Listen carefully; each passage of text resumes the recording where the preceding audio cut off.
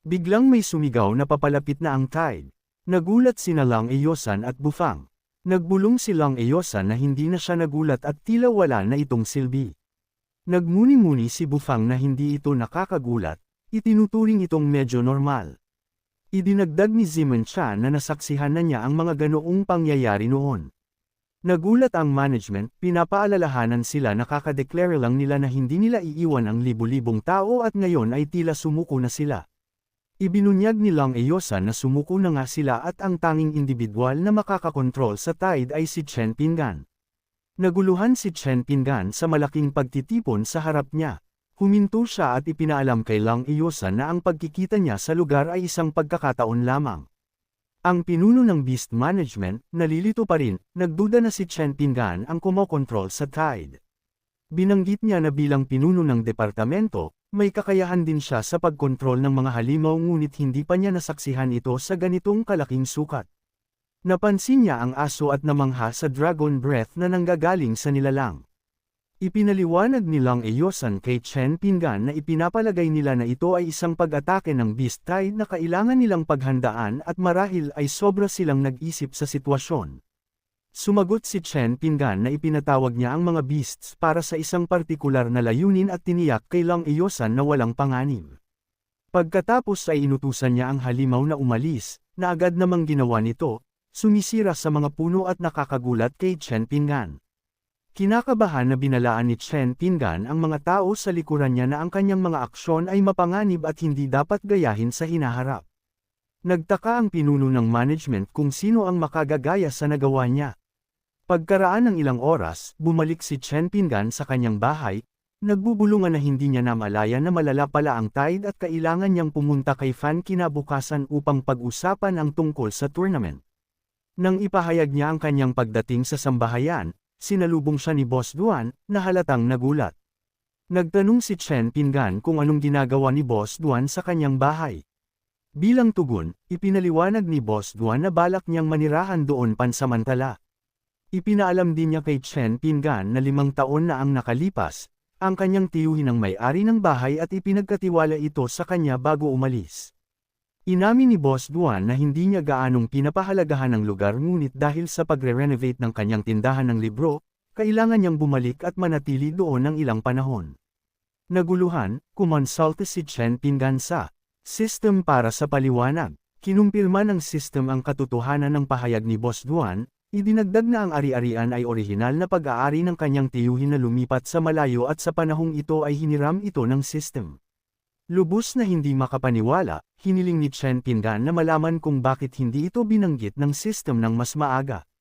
Mapang-akit na ipinaalam ni Boss Duan kay Chen Pingan na hindi siya makahanap ng ibang pansamantalang tirahan at hiniling sa kanya na maging mapagbigay. Sa paglipas ng panahon, casual niyang binanggit kung gaano kaganhawa ang maligo. Kinakabahan, inisip ni Chen Pingan na sadyang nilalamang siya ni Boss Duan at pinagsisihan niyang pinayagan niya itong manatili. Biglang niyakap ni Boss Duan si Chen Pingan mula sa likuran, mapang-asar na nagtanong kung hindi ba siya komportable o marahil ay may iniisip na hindi angkop.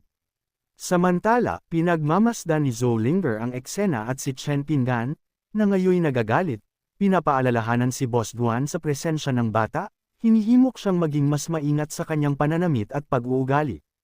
Tumawa lamang si Boss Duan sa pag-aalala ni Chen Pingan, sinabing magkakakilala ang lahat ng naroroon at hindi na kailangang mag-alala sa maliliit na detalye. Pagkatapos ay ipinahayag niya ang kanyang balak matulog, mapaglarong binalaan si Chen Pingan na huwag gumawa ng anumang kakaiba sa kanya sa gabi. Nagulat at nalilito si Chen Pingan, nagtaka kung anong ibig niyang sabihin sa kakaibang bagay. Lumabas siya ng bahay, nagbubulungan na walang sino man ang mag-iisip ng ganoong mga bagay. Si Zollinger, na nalilito rin, nagpa siya na pagtuunan ng pansin ang pagkain ng kanyang pakwan sa halip. Habang nakaupo si Chen Pingan sa kanyang kama, hindi niya mapigil ang isipin na si Boss Duan ay isang mapanganib na tao at bawat pagkikita nila ay tila kasama ang panunukso o pag-uudyok. Nag-aalala na baka pumasok siya sa kanyang silid sa gabi, nagpa siya siyang ikandado ito para sa kaligtasan. Sinubukan ni Chen Pingan na mag-relax, sinasabi sa sarili na huwag mag-isip ng sobra sa sitwasyon at planong maghanap ng alternatibong matutuluyan para kay Boss Duan kinabukasan. Gayunpaman, kinaumagahan, nagising si Chen Pinggan na yakap-yakap si Boss Duan. Nagulat si Chen Pinggan, nalilito kung bakit siya natulog sa silid ni Boss Duan. Isinaalang-alang niya ang posibilidad na nag-sleepwalk siya ngunit dahil hindi pa siya nagpakita ng anumang pag-uugali ng pag-sleepwalk sa lahat ng mga taon na ito, hindi niya mapigil ang magtaka kung anong nangyayari. Habang nag-uunat si Boss Duan, lalong kinabahan si Chen Pinggan. Napagpasyahan niya na kailangan niyang mabilis na umalis bago siya matuklasan. Sa sandaling iyon, nagtanong si Zollinger kung gising na si Boss Duan, na nagpahigpit sa paghinga ni Chen Pinggan. Namutla ang kanyang mukha ng mabunyag. Nalito, namula si Zollinger at tiniyak sa kanya na wala siyang nakita. Bilang tugon, mabilis na nagdahilan si Chen Pinggan, iginiit na wala siyang ginawang hindi nararapat at hinimok si Zollinger na huwag hayaang lumaki ang kanyang imahinasyon. Nang tuluyang magising si Boss Duan, binati niya si Chen Pinggan at tinanong kung bakit siya nasa kanyang silid. Nauutal, binati niya ito pabalik at ipinaliwanag na naroon siya para tawagin siya para sa almusal. Nang tanungin niya kung nasaan ang pagkain, inamin niyang hindi pa ito handa. Kinabukasan, habang kinakabahan si Chen Pinggan na kumakain, sinabi ni Boss Dan kung gaano siya kahimbing natulog noong nakaraang gabi, na nagsasabing ito ang pinakamahusay na pahinga na natamo niya sa loob ng ilang buwan. Lihim na umaasa si Chen Pinggan na wala siyang natuklasan. Pagkatapos, mapaglarong tinanong ni Zollinger si Chen Pinggan kung dapat na ba niyang tawagin si Boss Duan bilang kanyang hipag, na naging sanhi ng pagkakabuhos niya. Nang pagkain sa kanya, naiinis, pinagalitan ni Zollinger siya sa kalat. Gumanti si Chen Pinggan, tinatanong kung bakit kailangan niyang sabihin ang ganoong mga walang katuturang pahayag.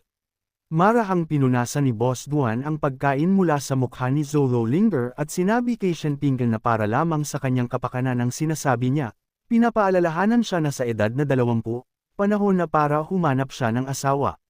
Nagmuni-muni si Chen Pinggan sa katotohanan na dahil sa kanyang pagiging abala sa system eraser factor, hindi niya masyadong naisip ang lahat ng nangyari kanina. Kinilala niya na hindi ipinakita ng system ang ganoong mga isyu sa panahon ng pag-upgrade nito. Gayunpaman, binalak niya kung ang paggugol ng matagal na panahon sa kasalukuyang mundo ay maaaring maging sanhi ng paglimot niya sa itsura ng kanyang asawa. Tinawag ni Boss Duan si Chen Pinggan, nagtatanong kung may iniisip siya at nagtatanong tungkol sa proposal na ginawa niya. Tinanong ni Chen Pinggan siya tungkol sa proposal, kung saan sumagot si Boss Duan na siya ay magiging kanyang asawa. Naguluhan, umubo si Chen Pinggan, ipinaalam sa kanya na tapos na siyang kumain at may gagawin siya sa araw na iyon, kaya kailangan niyang umalis kaagad. Nagkomento si Zollinger na lubhang nakakainis si Chen Pinggan at hindi makatangjing sabihin na hindi. Mapaglarong kinurot ni Boss Duan ang pisngi ni Zollinger, binalaan siya na isang araw malalaman ni Chen Pinggan ang katotohanan at kung susubukan niyang bigyan siya ng mga pahiwatig, kukumpiskahin ni Boss Duan ang lahat ng kanyang mga pakwan. Pagkatapos ay bamulong si Boss Duan na hindi pa ito ang tamang panahon. Samantala, sa Warrior Kingdom, nagpasya si Chen Pinggan na isantabi muna ang bagay kay Boss Duan dahil magaganap ang tournament kinabukasan at ang pagkabigo na kumpletuhin ang gawain ay magdudulot ng malubhang kahihinatnan. Pagkatapos ay napansin niya sina Han Shanshan at ang iba pa na papalapit kay Miss Tian. Binanggit ni Chen Pinggan na hinahanap niya ito at hindi niya inaasahang makakatagpo niya ito sa ganoong pagkakataon. Nagtanong siya tungkol sa kinaroroonan ng ibang miyembro. Nagtanong si Miss Tian kung magkakilala sila at tinanong ang kanyang pangalan. Ipinakilala ni Chen Pinggan ang kanyang sarili bilang Lang Eosan. Tinanong ng lalaking katabi ni Miss Tian kung kilala niya si Chen Pinggan ngunit tinanggihan niya na nakita na niya ito dati. Nagulat, ipinaalam ni Chen Pinggan sa kanya ang tungkol sa nalalapit na tournament. Isang malaking matipunong lalaki ang hamarang sa harap ni Chen Pinggan. Inutusan siyang umalis dahil hindi niya sineryoso ang sitwasyon sa pagliligawan sa kanyang mga kasamahan sa martial arts tournament. Nagtaka si Chen Pinggan kung siya nga ba ang kasamahan niya sa tournament at nagpalagay na si Miss Tan ay nakipagtulungan sa iba. Nahirapang magkunwari na hindi sila magkakilala, sinabi ni Chen Pinggan kay Miss Tian na ipapalagay niya na nagkamali siya sa pagkakakilala sa kanya at magkikita sila sa tournament. Ininsulto ng matipunong lalaki si Chen Pinggan. Kinukot siya ang kanyang unang layer ng dansin at ang kanyang audacity na hamunin sila. Habang papalayo si Chen Pinggan, sandali siyang huminto. Hinimok ng aso ang bronze sword na patayin ang lalaki ngunit sumagot ang bronze sword na gusto niya ngunit hindi makakilos dahil sa maraming tao. Hinamon si Chen Pinggan sa isang laban at sinabihan na umalis dahil ayaw ng lalaki na apihin ang isang mahina tulad niya. Gumanti si Chen Pinggan, tinatanong kung takot ang lalaki o sadyang hindi lang naglakas loob na lumaban, idinagdag na ang mga patuloy na nag-iinsulto sa iba ay hindi rin mas mahusay. Naghiyawan ang bronze sword at ang aso para kay Chen Pinggan.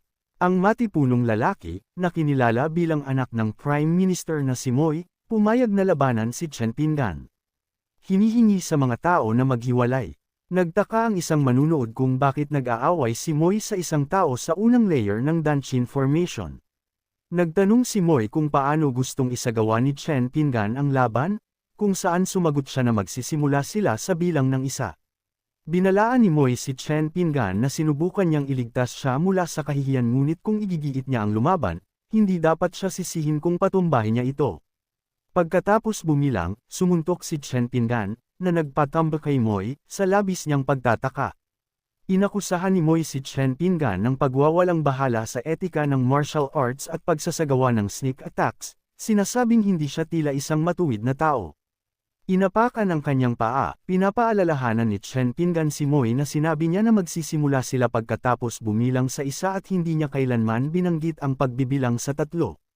Tiningnan ng mga manunood ng may pag-aalala, nagtataka kung anong nangyayari kay Chen Pinggan. Nagalit, tumayo si Moy at ipinahayag na sapat na. Inakusahan niya si Chen Pinggan ng pagiging bihasa sa pag-apak sa iba at ipinahayag na puputulan niya ang mga binti ni Chen Pinggan sa araw na iyon. Binalot ni Moy ang kanyang katawan sa isang dilaw na ki bago mahusay na ipinakita ang kanyang Russian Thunder technique. Nagulat, binalak ni Chen Pinggan na ang asensya ng martial arts ayon sa libro ay kinabibilangan ng pagkontrol sa kanyang ki at napagpasyahan niya na ang kidlat na nakapalibot sa katawan ni Moy ay isang pagpapakita ng kontrol na ito. Iginiit niya na hindi ito tila masyadong mahirap habang lumukso si Moy at naghandang umatake kay Chen Pinggan.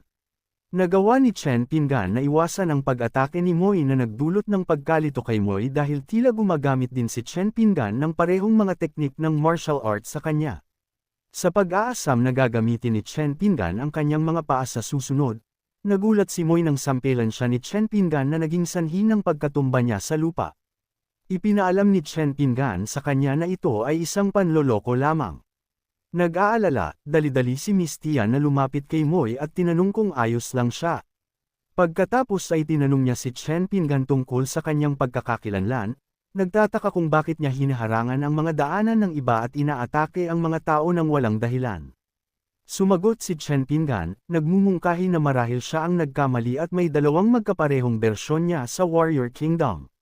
Binati ni Tian Shanshin si Chen Pinggan at tinanong ang kanyang mga intensyon. Napagtanto ni Chen Pinggan na mayroon nga silang dalawang bersyon. Tinanong ni Tian Lechi si Tian Shanshan kung si Chen Pinggan ay nasa kanyang team, kung saan kinumpirma ni Tian Shanshan. Pagkatapos ay ibinunyag ni Tian Lechi kay Tian Shanshan ang kanyang plano na salakayin ang kanyang team bago ang tournament.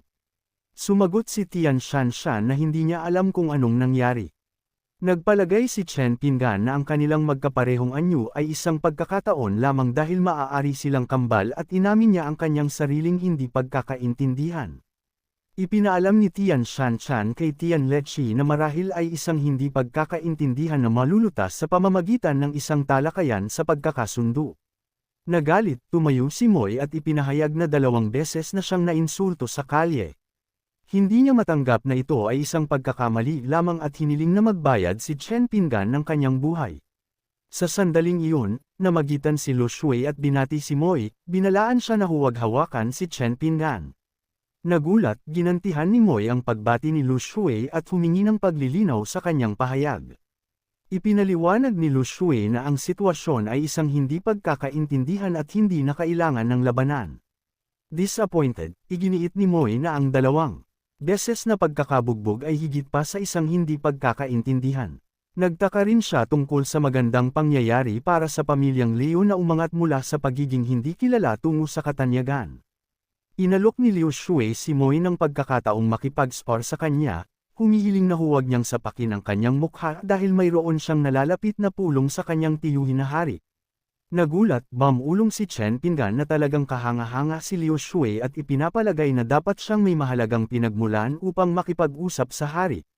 Ngumiti si Liu Shui, isinasaalang-alang na ang pagganap ni Chen Pinggan ay medyo detalyado. Humingi ng pahintulot si Moy na umalis, na nagpapahintulot na ang buong pagsubok ay isang hindi pagkakaintindihan at aalis siya kaagad. Naisip ni Liu Shui na madaling matanggal ni Chen Pinggan ang pareho sa kanila sa isang simpleng kilos ngunit naintindihan din niya na si Chen Pinggan ay kasalukuyang nagpapanggap bilang isang ordinaryong tao. Isinaalang-alang niya na ang pagpatay sa mga tao sa kalye ay makakaapekto sa nalalapit na tournament at nagpalagay na marahil ay inaasahan ni Chen Pinggan ang kanyang intervention. Humingi ng paumanhin si Chen Pinggan kay Tian Shanchen sa pagsisimula ng labanan sa pagitan ng magkapatid ngunit pinatunayan ni Tian Shanchi na ayos lang dahil ang kanilang relasyon ay palaging may tensyon dahil sa iba't ibang pangyayari. Pagkatapos ay hinimok niya sila na simulan ang kanilang pagsasanay sa loob ng Sinister Sect mula sa Immortal World. Dumating si Zia Soy at tahimik na bamulong na natuklasan niya ang teritoryo ng Evil Sect. Ipinahayag niya ang kanyang paghamak sa kanilang mga pamamaraan ng cultivation at inihayag na alam ni Chen Pinggan ang kanilang pag-iral. Naniniwala si Zia Soy na ang pagkatuklas sa kanilang teritoryo ay isang senyales na dapat niya silang puksin. Like, comment, share, and subscribe naman dyan mga ito go. Maraming salamat po.